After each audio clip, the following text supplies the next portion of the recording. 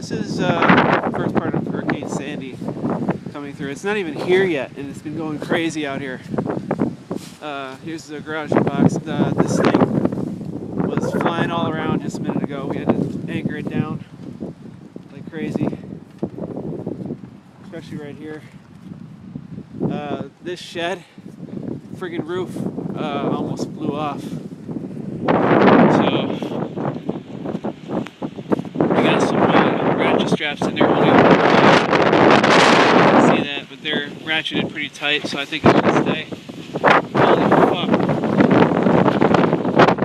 It's really getting bad out here, and this is only the beginning of it. It's gonna get a lot worse.